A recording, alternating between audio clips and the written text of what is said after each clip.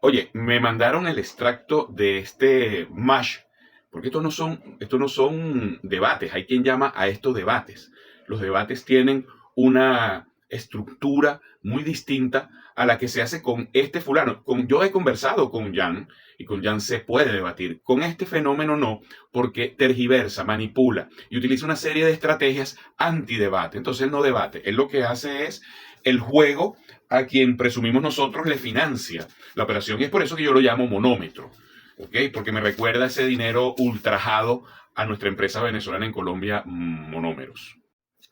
Pero realmente la escuela de Jan es una muestra de lo que tanto yo he conversado con relación al tema político en el país y es una muestra perfecta de algo que he llamado mucho la atención y es el proceso de formación que viene teniendo desde hace muchos años el PSUV y lo que llaman el JPSUV versus la sustracción de recursos, el desvío de los recursos, de los inmensos recursos que ha tenido un sector que tiene secuestrada la oposición, que en vez de formar estructuras para crear futuro, entre ellos formar gentes, como debían haber formado a este fenómeno, realmente es más sencillo pagar para que digan cualquier vaina en las redes sociales y digan cualquier cantidad de bolsería. Aquí te das cuenta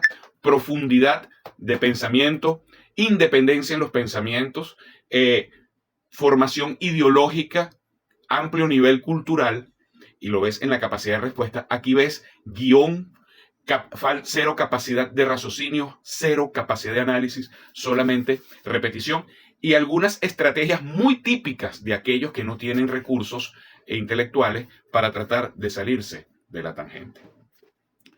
Bravo, Jan, demostraste frente a todo el mundo. Y quiero hacer este video porque muchos me dicen, ¿viste cómo Monómero destruyó a Jan? ¿Cómo? No tiene con qué este muchacho, esta forma es más. Realmente hasta, vamos a llamarlo por un segundo el debate, para mí fue un mash. Hasta este mash es injusto. Este mash es inadecuado por cuanto Jan supera intelectualmente de una manera bueno, vergonzosa para la otra parte a este fenómeno. Esto es injusto, es injusto.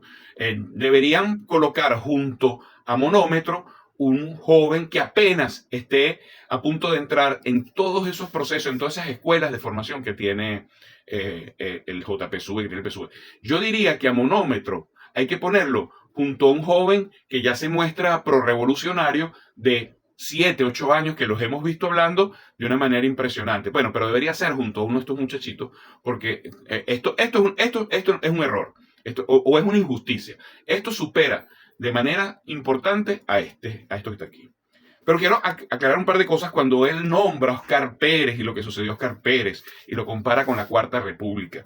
Que yo no estoy de acuerdo con Jan en llamar la Cuarta República una dictadura, porque si bien los procesos electorales estaban amañados, y ayer escuchando el programa de Diosdado Cabello me puso a reflexionar mucho porque la verdad es que de un tiempo para acá no he podido objetarle cuando me he involucrado más en la información real de nuestro país, porque yo era de los que estaba enajenado mentalmente con la falsa información.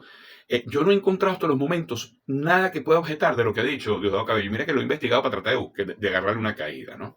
Pero fíjense una cosa, él decía algo que me llamó mucho la atención y que aquí en Venezuela siempre se dijo, y yo digo, mentira, nuestro sistema electoral, cuando era Consejo Nacional Electoral, era impecable. Así como he dicho que el sistema del Consejo Nacional Electoral actual, del CNE, del Consejo actual, es sólido, es bastante confiable, es bastante mm, veraz, ¿no? Pero mientras estoy armando lo que les voy a decir, de verdad que veo el tema y yo decía, ¿cómo no me di cuenta nunca de esa vaina? Y es que Diosdado Cabello ayer dijo que Andrés Velázquez había ganado las elecciones. Y todo en el lo que pasa es que estoy tratando, hoy es Consejo Nacional Electoral, era Consejo Supremo Electoral, no me acordaba el viejo nombre, por eso que me vieron por unos segundos como en una laguna, porque yo sabía que algo no me estaba cuadrando, y era el nombre, antes era Consejo Supremo Electoral, ahora es Consejo Nacional Electoral. Bueno, en aquel entonces todo el mundo en el Consejo Supremo Electoral sabía que había ganado Andrés Velázquez. Y son los medios que cuando dan su información preliminar, y es por eso que después se exige que los medios no den información hasta que lo dé. En aquel entonces el Consejo Supremo Electoral, porque sí, desde ese momento cambió, y luego el Consejo Nacional Electoral, pues ya esto fue en los años 90. Y son los medios de comunicación los que dicen al público que quien gana es Rafael Caldera. ¿Ok? Entonces, por eso que te digo que yo siempre he dicho que no había dictadura en la Cuarta República, que era un error, pero después de eso me puso a reflexionar, bueno, queda allí entredicho, ¿no? Ahora bien, el monómetro, y para permitirme apoyar un poco lo que te dice Jan, con relación al caso de Oscar Pérez, muy lamentable, yo lamento que eso haya terminado de esa manera. Y tú lo pones dentro de aquella telenovela y el tipo transmitiendo en vivo y lo desvivieron, etc. Me recuerda ahorita lo que acabo de ver de un artista venezolano que se presentó ante la embajada de Venezuela en México a protestar porque le habían quitado el pasaporte. Resulta que él recibió la notificación de que su pasaporte había sido anulado en el 2024. Es un año después que él acude o que él hace público todo esto y llega a la embajada de Venezuela en Ciudad de México a protestar con una cantidad de periodistas fuera del horario de trabajo, a dar golpes en la puerta y decir que no lo dejan entrar. Y muy correctamente salieron y le dijeron, abrimos a las 2:30 de la tarde. Qué casualidad que esto se da justo en momentos en que va a lanzar o aparece en un lanzamiento de una novela donde él participa allá en México. Qué casualidad. Pero mira, monómetro, Oscar Pérez, bueno, mira, Cuarta República, ¿te parece poco Cantaura? ¿Te parece poco Yumare? Para nombrarte solamente dos casos similares a los de Oscar Pérez, pero estuve revisando un poquito más y no hay nada mejor. El pasado en la Cuarta República no era solo masacres, desapariciones forzadas, fueron 3.000, acribillamiento de muchachos, de personas en manifestaciones, o campesinos por ser apoyo logístico del movimiento armado. 5.000 muertos se calcula, 50.000 personas llevadas a tribunales militares por presuntamente ser insurgentes, asesinatos selectivos de líderes que pudieron haber sido literalmente presidentes de esta nación, por ejemplo Fabricio Ojeda. ¿Tú crees que la orden que da Raúl Leone de matar a Fabricio Ojeda, que era el líder de izquierda más importante de los años 60, el 21 de junio de 1966, previamente a eso Fabricio Ojeda... Tu problema, monómetro, es que no sabes absolutamente nada. Eres un carajo sumamente ignorante, pero además eres un manipulador vil. Eres un manipulador, coño, de verdad, rastrero. Esa es la palabra. Para cerrar te voy a decir algo. Por eso es mi postura como opositor que soy. Porque si bien yo quiero que mi país mejore y salga adelante, ningún líder de la oposición hasta los momentos ha demostrado la capacidad para hacerlo mejor de lo que lo está haciendo el chavismo, y mucho menos la porquería esa que tú apoyas. Y yo no quiero que mucho menos mi país regrese a la Cuarta República. Tú quieres y tu líder quiere en la Cuarta República. Déjame responderte, para que no vuelvas a decir eso más nunca en tu vida. Chávez fue un golpista que dio un golpe de Estado en el 92. En esa supuesta dictadura que tú llamas, el tipo se rinde y entrega las armas, ¿no? Se rinde porque no pudo, porque ni siquiera para eso era bueno, porque dio un golpe de Estado fracasado. Se rinde y a Chávez, en esa dictadura que tú dices, le abrieron un proceso, loco. Fue juzgado, se le permitió una defensa privada. Y no así como tú dices, que nadie sabía dónde estaba Chávez. La gente sabía dónde estaba el tipo, los familiares podían visitarlo y fue condenado en esa dictadura al punto que se le perdonó después y se le dejó participar en unas elecciones democráticas en esa dictadura. Te voy a hacer un paralelismo con otro golpista, Oscar Pérez. Oscar Pérez se rindió en vivo, abrió un live de TikTok y lo acribillaron en vivo en tu supuesta democracia. A Oscar Pérez no se le permitió ninguna defensa, a Oscar Pérez no se le permitió absolutamente nada. Lo mataron en vivo.